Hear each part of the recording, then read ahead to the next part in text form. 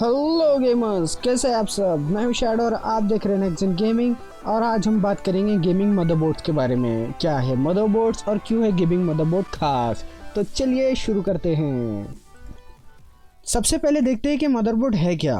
Motherboard एक PCB है, printed circuit board. इस पे कई सारे सॉकेट, जंक्शन, डायोड्स और भी तरीके के कनेक्शंस लगे हैं।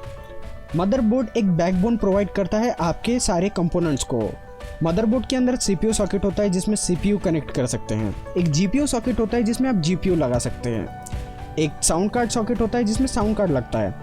और मदरबोर्ड प्रोवाइड करता है इन सब के बीच में इंटरकनेक्टिविटी, मतलब ये सब चीज़ें आपस में एक साथ कनेक्ट करके काम कर सकती है, जो आपका इवेंचुअली कंप्यूटर चलाती है।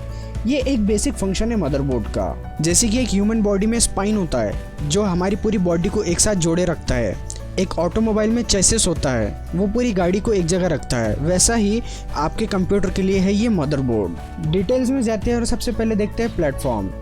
मदरबोर्ड चूज करने से पहले आपको चूज करना होता है प्रोसेसर। प्रोसेसर बनाने वाली सबसे बड़ी दो कंपनियां दुनिया में है, इंटेल और AMD। ये दोनों में हमेशा कंपटीशन चलता रहता है और ये बेस्ट प्रोसेसर बनाते रहते हैं। एक बार आपने आपका प्रोसेसर चूज कर लिया, उसके बाद आपको चूज करना होता है उससे सूटेबल मदरबोर्ड।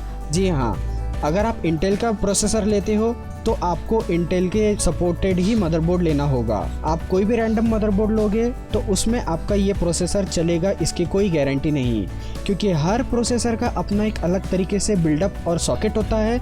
वो सॉकेट आपके मदरबोर्ड में होना ज़रूरी है प्रोसेसर को उसमें लगने के लिए। ये one of the important parameters है एक मदरबोर्ड सिलेक्ट करने के लिए। अगर आपने AMD का CPU चूज़ किया है तो उसमें AM4 सॉकेट और अलग अलग सॉकेट्स आते हैं, जो आपको मदरबोर्ड लेते टाइम देखना पड़ेगा कि ये सॉकेट का मदरबोर्ड है या नहीं, वरना तो आपका प्रोसेसर जो है वो मदरबोर्ड में फिट नहीं होगा। हम प्रोसेसर को लेके एक डिटेल वीडियो अलग बनाएंगे, पर अभी बढ़ते हैं हमारे सेकंड पॉइंट पे, वो है फॉर्म फैक्टर। जी हाँ, मदरबोर्ड का फॉर्म फैक्टर भी देखना बहुत ज़रूरी है। मदरबोर्ड 3 साइज में आते हैं, मिनी ATX, माइक्रो ATX और ATX। अब आप बोलोगे ये क्या है।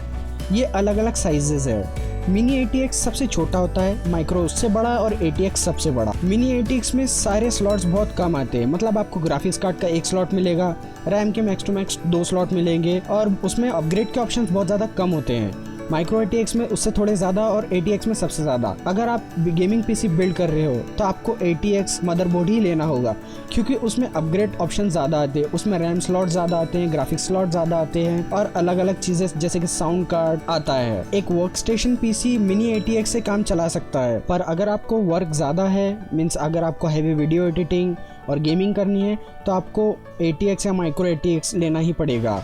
ये साइज़ में बढ़ते हैं, मतलब मिनी ATX सबसे छोटा होता है तो आपको कैबिनेट, जो आपके CPU का कैबिनेट लगेगा, वो भी छोटा चल जाएगा। माइक्रो ATX का उससे बड़ा और सबसे बड़ा ATX का।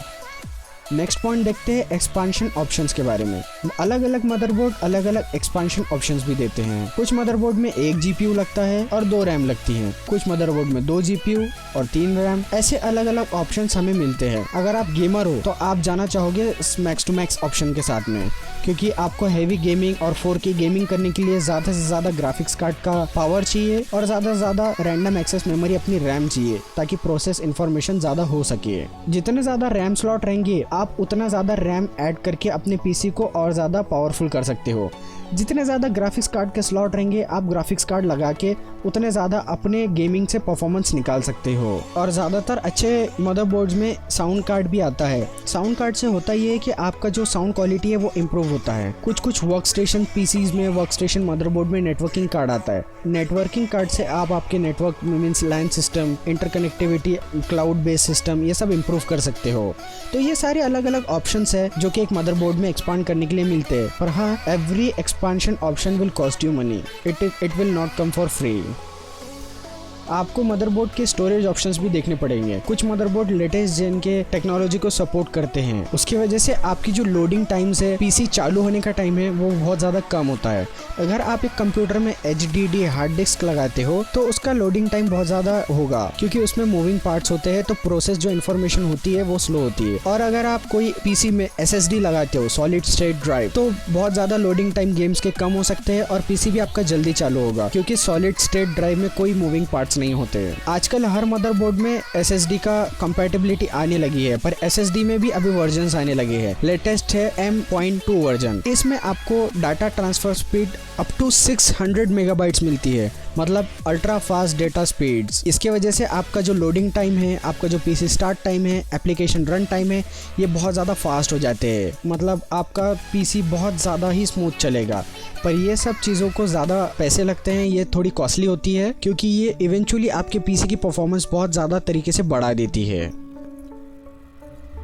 चलिए हमारा लास्ट पॉइंट डिस्कस करते हैं, वो है कि गेमिंग मदरबोर्ड नॉर्मल मदरबोर्ड से अलग क्यों और क्या है इसमें खास। गेमिंग मदरबोर्ड कंपनीज गेमर्स को टारगेट करके बनाती है। इसमें खास ये होता है कि इसका जो फॉर्म फैक्टर और बिल फैक्टर होता है, ये बहुत अच्छा होता है। इसमें आपको एक्सपेंशन ऑप्शंस जो है वो ज़्यादा मिलते हैं। जैसे कि मैंने बताया, इसमें ग्राफिक्स कार्ड के स्लॉट ज़्यादा होते हैं, रैम स्लॉट ज़्यादा होते हैं, एक साउंड कार्ड का स्लॉट होता है, और इसमें PCIe जो स्लॉट्स है वो लेटेस्ट जेन के होते हैं, ताकि सारी चीज़ें तेज़ी से काम करे। मल्टीपल USB पोर्ट्स मिलेंगे, आपको जो स्टोरेज ऑप्शन मिलेगा वो भी बहुत ज़्यादा तेज़ मिलेगा। SSD का स्टोरेज ऑप्शन वो भी अप टू 1 TB तक के SSD सपोर्ट करती है। ये गेमिंग मदरबोर्ड में खास होता है। प्लस इसके जो कनेक्शंस होते हैं, जो कि कॉपर और सिलिकॉन से इसके कनेक्शंस करने होते हैं, वो बहुत ज़्यादा हाई क्वालिटी का मटेरियल यूज़ किया जाता है, क्योंकि गेमिंग की वजह से मदरबोर्ड पे बहुत ज़्यादा इफेक्ट पड़ता है।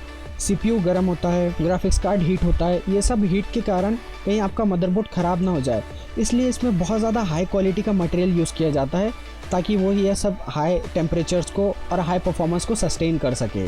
गेमिंग की वजह से बहुत ज़्यादा हीट निकलती है CPU में भी और GPU में भी, और काफ़ी कुछ रैम भी बहुत ज़्यादा हीट हो जाती है।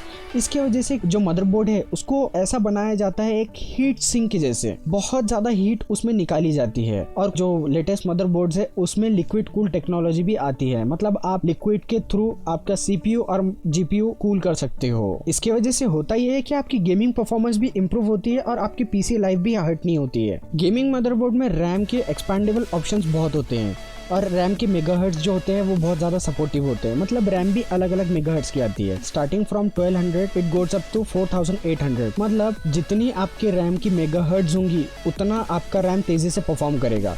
मेगाहर्ट्ज डिनोट करता है कि आपकी रैम 1 सेकंड में कितना डेटा प्रोसेस करती है। इवेंचुअली इसका मतलब ये है कि अगर आपकी रैम 1200 मेगाहर्ट्ज की है तो 1 सेकंड में 1200 डाटा प्रोसेस करेगी। अगर आपकी रैम की कैपेसिटी 4800 मेगाहर्ट्ज है तो मतलब 1 सेकंड में वो इतना डाटा प्रोसेस कर सकती है। तो गेमिंग मदरबोर्ड्स में नॉर्मली रैम सपोर्ट होती है 3200 मेगाहर्ट्ज का, और अब 4000 के ऊपर भी सपोर्ट आने लगा है।